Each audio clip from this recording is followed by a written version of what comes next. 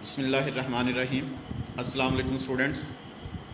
This is our 8th lecture of math for class 8.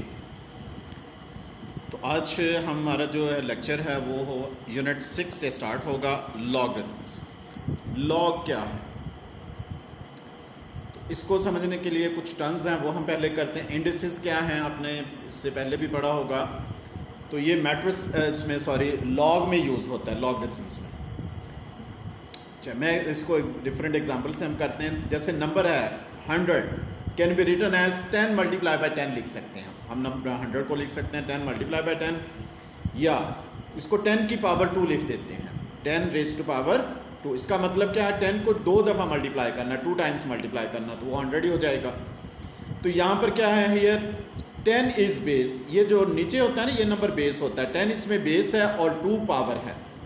हम power को और भी नेम दे सकते हैं। जो पावर है इसको इंडेक्स भी कहते हैं या एक्सपोनेंट भी कह सकते हैं। आपने जूनियर क्लासेस में पढ़ा होगा इंडेक्स या इसको एक्सपोनेंट। एक और एग्जांपल मैं दे रहा हूँ, 4 रेज़ टू पावर 5, 4 की पावर 5। जिस नंबर की पावर होगी वो बेस है और जो पावर है उसको हम इंडेक्स का नेम देते हैं। नेक्स्ट हम करते हैं अब standard form and scientific notation. बहुत इंपॉर्टेंट है ये।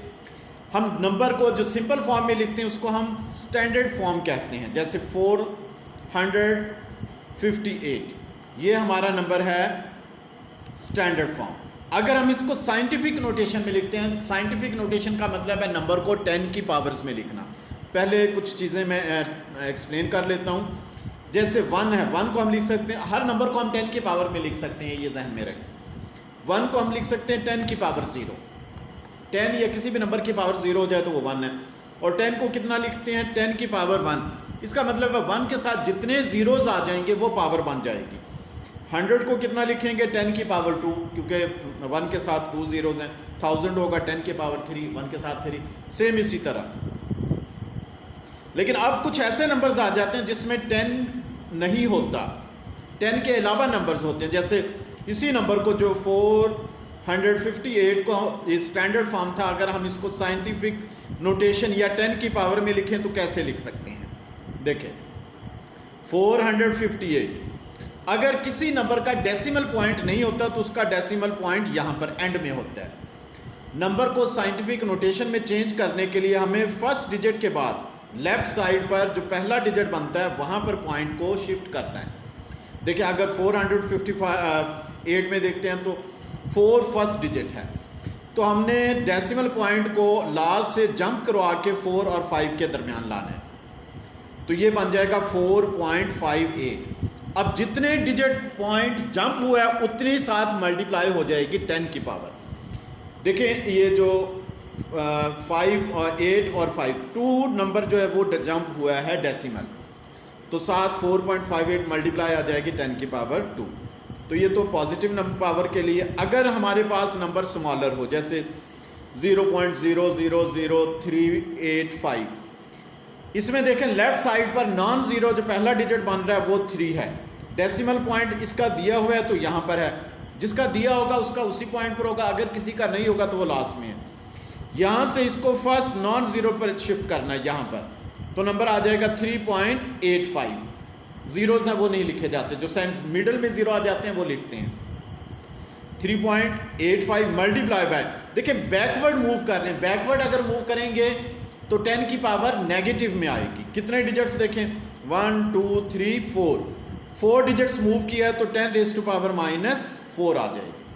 तो ये नंबर्स को हम साइंटिफिक नोटेशन में लिख सकते हैं। एक और एग्जांपल देखते हैं, 1530800। इस नंबर का डेसिमल नहीं है तो इसका हमने एंड में प्लेस कर दिया। अब इसको हमने, ये नंबर हमें गिवन है स्टैंडर्ड फॉर्म में। Now we have to change this number into scientific notation. तो लेफ्ट साइड पर नॉन ज़ीरो 1 डिजिट पर पॉइंट होना चाहिए, इसका मतलब 1 और 5 के दरमियान। तो यहाँ से मूव करवा के हम इसको 1 और 5 के दरमियान में लेकर आए हैं।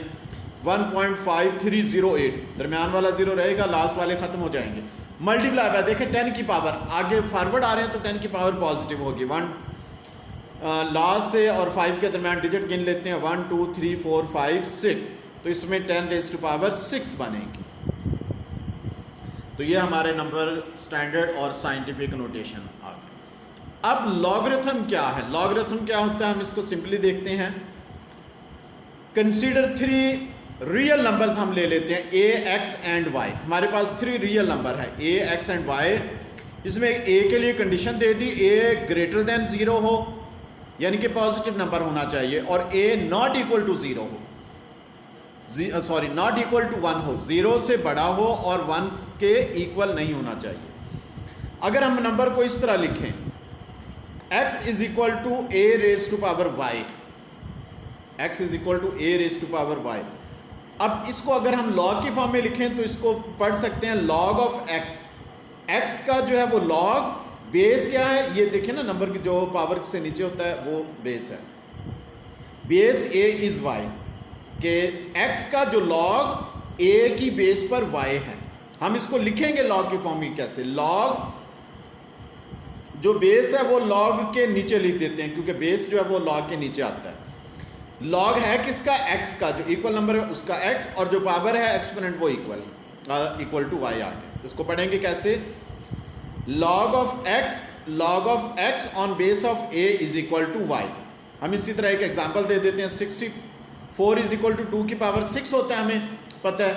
इसको देखें ना, 2 की पावर 6 का मतलब है 2 को 6 टाइम मल्टीप्लाई करें तो 64 बनता है। अगर हम इसको लॉग की फॉर्म में लिखें, लॉग बेस कितना है 2, बेस 2 हो जाएगा, 64 का लॉग किसके इक्वल आएगा 6, आंसर 6 आ जाएगा जो पावर है।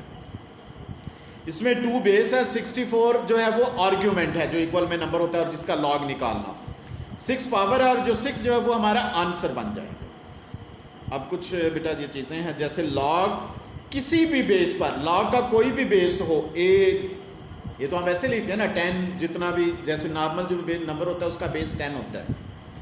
किसी भी बेस पर a1 का जो लॉग है वो 0 के इक्वल होता है। और लॉग बेस और लॉग अगर सेम हो जाए तो उसका लॉग जो आंसर आएगा वो 1 आएगा। जैसे लॉग 1 का बेस 1 का 1 इज इक्वल टू 1 है, अगर 10 का 10 हो वो भी 1 हो जाएगा। सेम बेस के साथ अगर लॉग हो तो वो 1 के इक्वल आएगा। एक और एग्जांपल देख लेते हैं, missing, find the missing. Log इसका बेस है 3, 243 इज इक्वल टू x है। मिसिंग क्या है? x, इसका मतलब x फाइंड आउट करना है। लॉग को अगर देखें हम एक्सपोनेंशियल फॉर्म में लिखें, क्योंकि देखें ना, अगर एक्सपोनेंशियल को लॉग लिख सकते हैं तो लॉग को एक्सपोनेंशियल फॉर्म में भी लिख सकते हैं। बेस है 3, जो इक्वल आ रहा है वो क्या बनेगा? 3 की पावर बन जाएगी x, और जिसका लॉग है वो क्या है? अकेला आर्ग्यूमेंट है 243। 243 is equal to 3 raise to power x। अब 243 के हम फैक्टर्स बना लेते हैं। 3 से डिवाइड किया 81 आ गया, फिर 3 से किया 27, फिर 3 से किया 9, फिर 3 से किया 3, 3 से किया 1, 1 2 3 4 5, 3 raise to power 5, 3 raise to power 5 is equal to 3 raise to power x। देखिए दोनों का बेस सेम है। अगर इक्वल में 2 नंबर्स हों, उनका बेस सेम हो तो उनके जो पावर्स या एक्सपोनेंट है वो भी इक्वल हो जाएंगे। तो सो x इज इक्वल टू 5 इसका आंसर आ जाएगा। ये एग्जाम्पल थे। अब हमारे पास कुछ लॉज हैं लॉग के, 3 लॉज हैं, उनको थोड़ा सा समझ लें बेटा, क्योंकि एक्सरसाइज में वो यूज़ होंगे। लॉ को अच्छी तरह करना। देखिए मैं आपको वो चैप्टर्स करवा रहा हूँ जो आप प्री 9th में आपके लिए हेल्पफुल होंगे।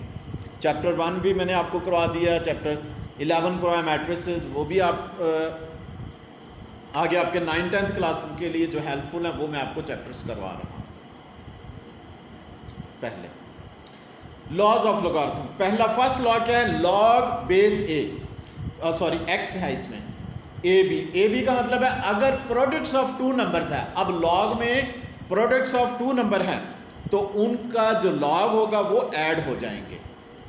जैसे लॉग बेस x ab का मतलब है a मल्टीप्लाई बाय b, तो इक्वल में क्या आएगा? Log base a plus log base b।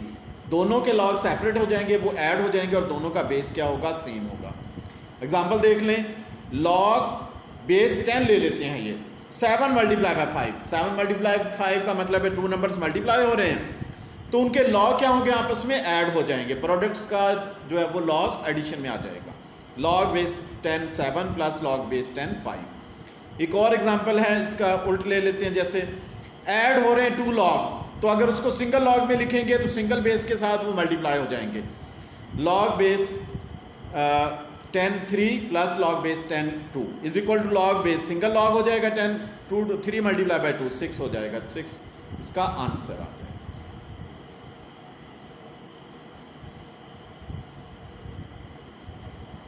तो ये बेटा था फर्स्ट लॉ हमारा कंप्लीट हुआ। अब सेकंड लॉ देख लें।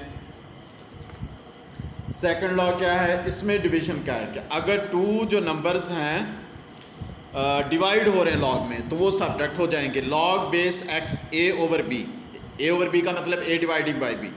Log base is equal to होगा base a x base x a minus log base x b. इसको भी अगर हम एग्जांपल इसके देख लें, एग्जांपल क्या है, लॉग बेस 10, बेस इसका 10 है, 10 डिवाइडिंग बाय 5 किसके इक्वल हो जाएगा, log base 10 minus log base 10 5। अब लॉग है 3 लॉ है 3 log base x a raise to power x b. अगर पावर आ जाए लॉग में तो पावर जो है वो लॉग से पहले आ जाएगी, b log x a. Example देख लें, log base 10 2 raise to power 5, 5 जो है वो लॉग से बाहर आ जाएगा, इज इक्वल टू 5 लॉग 10 2। तो ये हमारे 3 लॉज कंप्लीट हुए। अब एक्सरसाइज है, इसमें फर्स्ट क्वेश्चन है वो फिल इन द ब्लैंक्स हैं। ये जो हमने किया इसी तरह पहला देखें ना, express in scientific notation, scientific notation में करना है। देखिए फर्स्ट डिजिट के बाद पॉइंट होना चाहिए। हमारे पास है 34.56, पॉइंट 4 और 5 के दरमियान से उठाकर 3 जो फर्स्ट डिजिट बन रहा है उस पर लाना है। तो इसका मतलब पॉइंट 1 डिजिट मूव किया है तो 10 की पावर 1 आएगी साथ, ये हो जाएगा 3.456 multiply by 10 raise to power 1। फिर क्या है, ये है 1.375 multiply by 10 raise to power -4। इसको स्टैंडर्ड फॉर्म में लाना है। देखिए माइनस है तो इसका मतलब है जो 1 से इस तरफ लेफ्ट साइड पर जो है वो आगे की तरफ जीरोज आएंगे। 10 के पावर -4 है तो फर्स्ट डिजिट कौन सा बन रहा है 1, आगे डिजिट्स नहीं आ रहे तो अपनी तरफ से 0 लगा लेंगे। 1 से काउंट करें 1 2 3 4, 3 और जीरोज आ जाएंगे, ये आ जाएगा 0.0001375। नेक्स्ट बेटा नंबर 3 देखें, the logarithmic form of 2 raise to power 3 is equal to 8। इसको अगर लॉग की फॉर्म में लिखें, लॉग बेस कितना है 2 और जो इक्वल है वो उसका लॉग आ जाएगा, log base two 8 is equal to power जो है वो इक्वल में आ जाएगी। नंबर 4 है एक्सपोनेंशियल फॉर्म ऑफ, इसको एक्सपोनेंशियल फॉर्म में लिखना है। बेस क्या होगा 4, पावर हो जाएगी 2 इज इक्वल टू 16, सेम वैसा ही है। नंबर 5 है the logarithm of 1 to any base is 0। ये भी हमने पढ़ा था ना कि 1 का लॉग किसी भी बेस पर हो वो 0 होगा।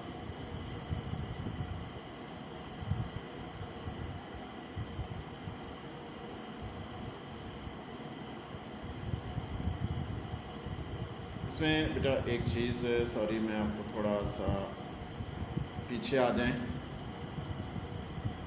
ये देखें ना लॉग बेस 1 1, ये तो 0 सॉरी हो जाएगा। अगर हम इसको देखें log base 10 10 is equal to 1 हो जाएगा। ये सॉरी इसकी करेक्शन कर लें, ये लॉग 1 1 नहीं है क्योंकि किसी भी बेस का अगर लॉग 1 है वो तो 0 हो जाएगा। तो ये यहाँ थोड़ी सी मिसिंग हुई है, इसको चेक कर लें।